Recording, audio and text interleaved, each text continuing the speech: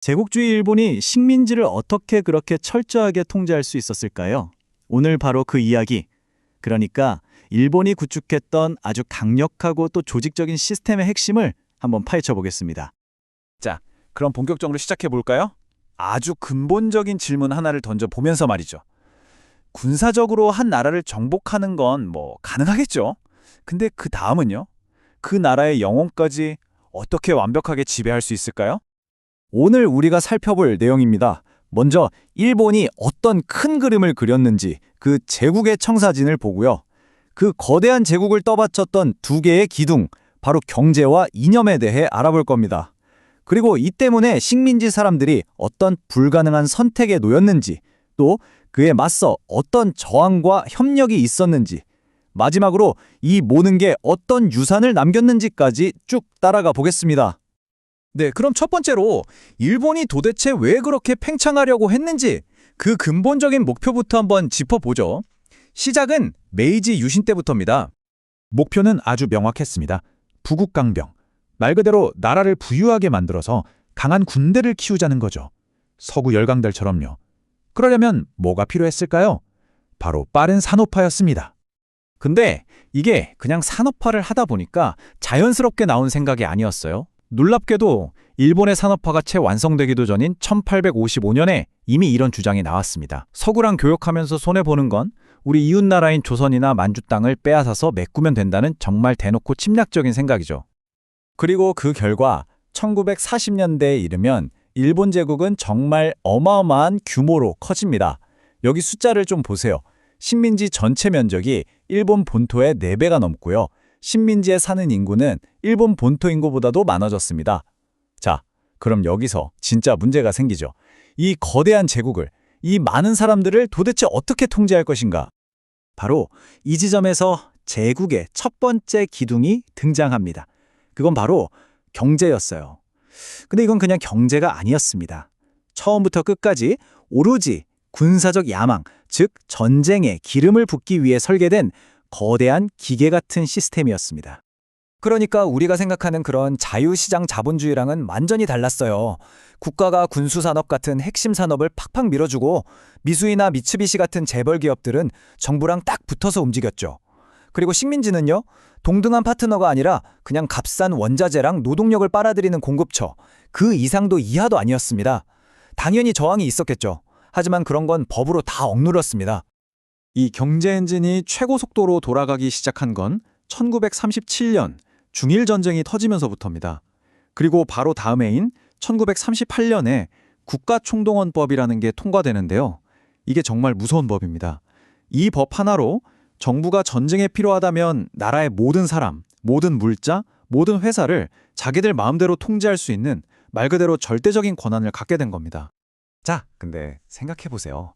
아무리 거대한 기계가 있어도 그걸 돌릴 사람이 없으면 소용없잖아요. 그것도 아주 충성스러운 사람들이요. 여기서 바로 제국의 두 번째 기둥이 필요해집니다. 그건 바로 이념이었어요.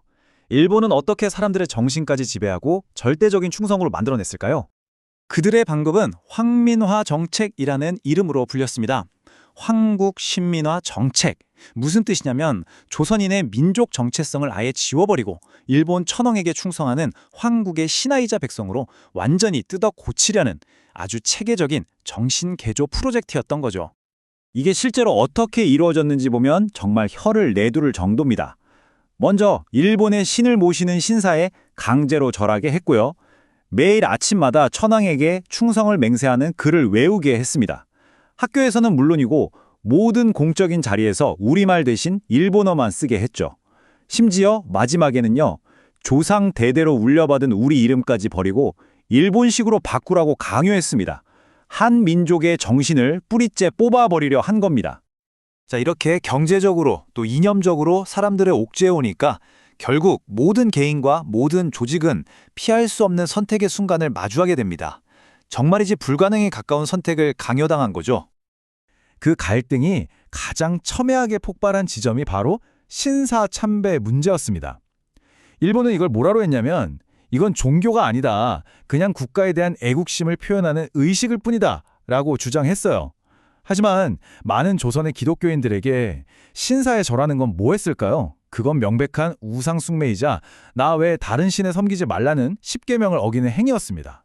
결국 이건 제국에 대한 충성심 테스트이자 동시에 신에 대한 신앙의 테스트가 되어버린 거죠.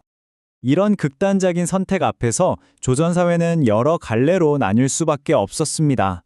어쩔 수 없이 협력하는 길을 택한 사람들도 있었고 목숨을 걸고 저항하는 사람들도 나타났죠. 그야말로 다양한 반응이 터져나온 겁니다. 당시 압박이 얼마나 거셌는지를 이 자료가 아주 생생하게 보여줍니다. 1938년 경찰 자료인데요. 교회들이 일본이 강요한 애국의식에 얼마나 참여했는지를 보여주는 겁니다. 동쪽을 향해 절하는 동방요배는 96%, 일장기 개항은 88%, 그리고 가장 논란이 됐던 신사참배조차 55%가 참여했습니다. 엄청난 수치죠? 이런 압박 속에서 많은 종교단체들이 결국 협력의 길을 걷게 됩니다. 전쟁 자금으로 국방 헌금을 내고 무기 만든다고 하니까 교회 종까지 떼어서 바쳤습니다. 심지어 기독교 교리 자체를 일본의 국가 이데올로기에 맞게 뜯어고치기도 하고 외국인 선교사들을 내쫓는 데 앞장서기도 했죠. 하지만 이런 거대한 수능의 물결 속에서도 끝까지 저항한 사람들이 있었습니다. 바로 이 숫자, 30. 이게 뭘 의미하냐면요. 신사참배는 우상숭배라며 끝까지 거부하다가 감옥에서 목숨을 잃은 것으로 기록된 기독교 순교자들의 숫정입니다. 그들의 입장은 아주 단호했습니다. 여기 그들이 남긴 기록의 일부가 있는데요. 그리스도인은 그 어떤 우상이나 형상에도 절해서는 안 된다. 그들에게 신사에 절하는 행위는 자신의 신앙 자체를 부정하는, 목숨과도 바꿀 수 없는 문제였던 겁니다. 자, 이 모든 이야기에서 우리는 무엇을 배울 수 있을까요? 이건 단순히 과거 이야기가 아닙니다. 제국이라는 거대한 시스템이 어떻게 유지되고 작동하는지에 대한 아주 강력한 교훈을 우리에게 던져주거든요. 결국 일본 제국의 두 기둥, 경제와 이념은 따로따로 움직인 게 아니었습니다. 아주 긴밀하게 맞물려서 함께 작동했던 거죠. 경제적 착취를 통해서는 전쟁에 필요한 물자를 끊임없이 공급받았고 이념적 세뇌를 통해서는 그 전쟁을 수행할 충성스러운 인간을 만들어냈습니다. 이 역사는 우리에게 아주 묵직한 질문 하나를 남깁니다. 이데올로기가 어떻게 한 국가를 통제하는 강력한 무기가 될 수 있는지, 그리고 그 거대한 힘에 맞서기 위해서는 얼마나 강한 신념이 필요한지를 보여주죠. 만약 국가가 개인에게 완전한 충성을 요구한다면 여러분의 신념을 지키기 위해 치러야 할 진정한 대가는 과연 무엇일까요?